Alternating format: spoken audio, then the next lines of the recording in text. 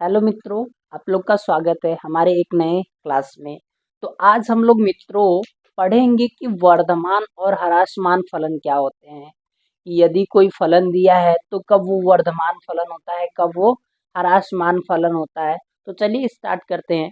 तो देखिए क्या होता है, वर्धमान फलन क्या होता है और ह्रासमान फलन। इंग्लिश में कहते हैं इसको increasing and decreasing function. Increase मतलब बढ़ना, डिक्रीज माने क्या होता है, घटना। यदि कोई ग्राफ दिया है, पहले समझ लीजिए अपने भाषा में क्या होता है। जैसे मान लीजिए यह क्या हो गया, कार्टेशियन प्रोडक्ट या यक्स यक्स और वाई तल हो गया। तो इसमें क्या होगा, जब कोई क्या होगा, ग्राफ लगातार ऊपर की ओर बढ़े। कहाँ बढ़े, ऊपर की ओर बढ़े, यानी यक्स का मान बढ़ा रहे हैं तो वाई का मान भी बढ़ता जाए। तो ग्राफ कहाँ चला जाए, ऊपर की ओर बढ़ता जाए। तो वह ग्राफ जो होता है वो किस प्रकार का ग्राफ होगा, वर्धमान होगा। और उस फलन को हम क्या कहेंगे, वर्धमान फलन कहेंगे। इसी प्रकार सेकेंड, यदि कोई ग्राफ लगातार क्या हो जाए, एक्स का मान तो हम बढ़ाएं लेकिन वाई का मान क्या हो जाए, कम होता चला जाए, यानी ग्राफ कहाँ चला जाए, नीचे की ओर आ जाए। तो उस स्थिति में वह जो फलन होगा वो किस प्रकार का फलन होगा, ह्रासमान फलन होगा। लेकिन ध्यान दीजिए एक और कंडीशन बन सकता है कि यदि हम ग्राफ बना ले लेकिन x का मान बढ़ाए लेकिन y के मान में कोई परिवर्तन ही न हो, यानी एक सीधी लाइनिंग हो, न तो वह ग्राफ ऊपर की ओर जाए न तो वह नीचे की ओर जाए।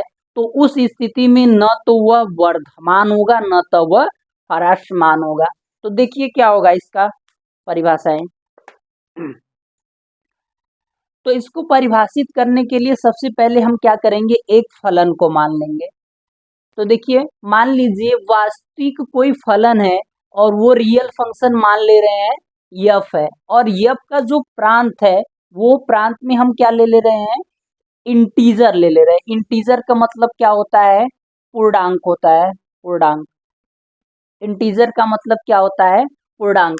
एक अंतराल है यानी इंटीजर नंबर का अंतराल है, और ये अंतराल कहाँ से कहाँ तक लाई करता है, माइनस इन्फिनिटी से लेके प्लस इन्फिनिटी के बीच में। इंटीजर जो पूर्णांक नंबर होता है वो माइनस इन्फिनिटी से लेके प्लस इन्फिनिटी के बीच में लाई करता है।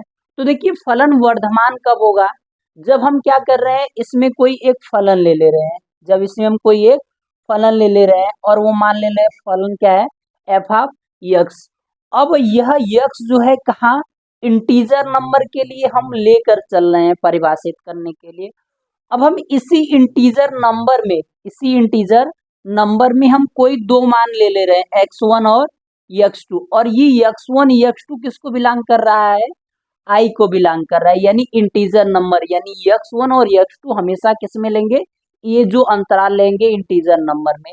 तो जब हम ले रहे हैं x1 और x2, और x1 x2 का जब मान रख रहे हैं, और यह भी ध्यान दीजिए कि x2 का मान ग्रेटर होना चाहिए किससे, x1, यानी पहले मान छोटा लेंगे फिर उससे बड़ा। इसे मान लीजिए एक दो ले ले रहे हैं, तो इसमें देखिए एक छोटा है दो बड़ा है।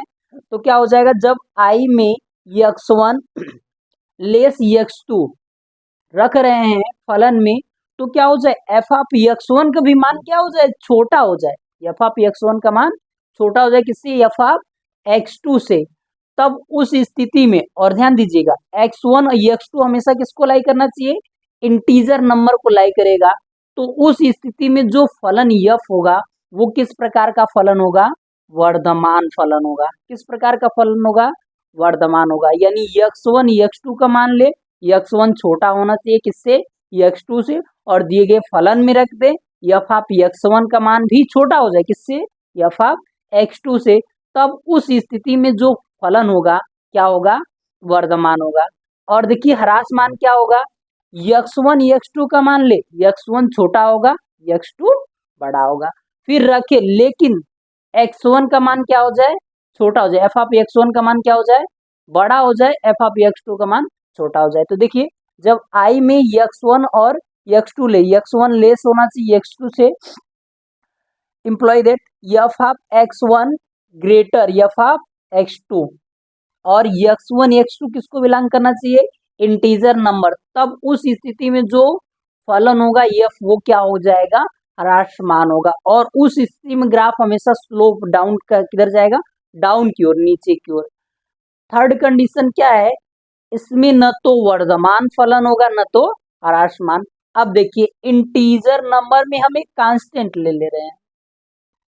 अब कांस्टेंट ले यहाँ जैसे मान लीजिए यहाँ x1 x2 ले लें और ये फलन कोई कांस्टेंट फलन है तो यहाँ x1 x2 का कुछ भी मान रखिए कांस्टेंट पे कोई इफेक्ट नहीं पड़ेगा और x1 x2 कुछ भी लीजिए तो उस स्थिति में जो ग्राफ बनेगा न तो ऊपर की ओर बनेगा न तो नीचे की ओर, यानी वो क्या हो जाएगा, न तो वो वर्धमान फलन होगा न तो ह्रासमान फलन होगा।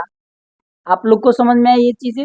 अब देखिए इसका ग्राफ हम लोग कैसे बनाएंगे, यदि कोई वर्धमान फलन होगा तब उसका ग्राफ कैसे बनेगा, अगर ह्रासमान होगा तब फलन उसका कैसे बनेगा।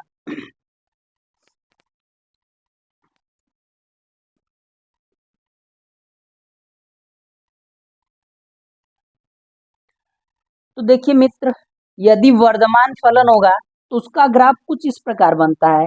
वर्धमान यानी लगातार वो क्या होना चाहिए, इंक्रीज होना चाहिए। जैसे मान लीजिए एक्स वाई प्लेन बना लिए, यहाँ से यहाँ देखिए क्या होगा, यहाँ पहले मान x1 लेंगे x2 लेंगे, देखिए y के वैल्यू ऊपर की ओर बढ़ रहा है तो ये जो फलन हो, ये जो ग्राफ होगा वो किस प्रकार का ग्राफ हो जाएगा, वर्धमान ग्राफ होगा। किस प्रकार का ग्राफ होगा, वर्धमान। जब ऊपर की ओर बढ़ रहा है तो वर्धमान, यानी यहाँ देखिए x1 की वैल्यू लेस होगा x2 की वैल्यू ग्रेटर, तब f ऑफ x1 की वैल्यू क्या होगा, लेस हो जाएगा f ऑफ x2 की वैल्यू ग्रेटर। और x1 x2 किस में बिलोंग करना चाहिए, इंटीजर नंबर में। तो ये ग्राफ जो होगा किसका होगा, वर्धमान का ग्राफ होगा, वर्धमान फलन का ग्राफ होगा, वर्धमान फलन यानी इंक्रीजिंग फंक्शन हो जाएगा।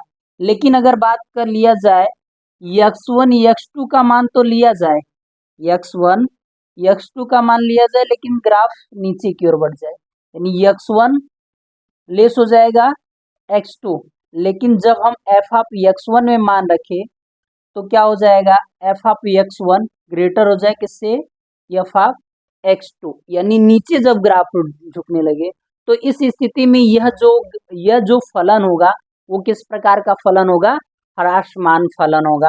लेकिन थर्ड कंडीशन, यानी हम कोई अचर फलन ले लेकिन x का मान y का मान बढ़ाए घटाए लेकिन इसमें पता ही न चले कि वो बढ़ रहा है या फिर घट रहा है, तो उस स्थिति में न तो फलन वर्धमान होगा न तो ह्रासमान होगा। यही था फलन वर्धमान और ह्रासमान। अब इसमें जो सवाल हम नेक्स्ट वीडियो में करेंगे, इसमें आज के लिए इतना ही, मिलते हैं नेक्स्ट वीडियो में। प्लीज़ यदि आपको अच्छा लगा तो प्लीज़ आप लाइक करिएगा और हमको सपोर्ट बताइएगा।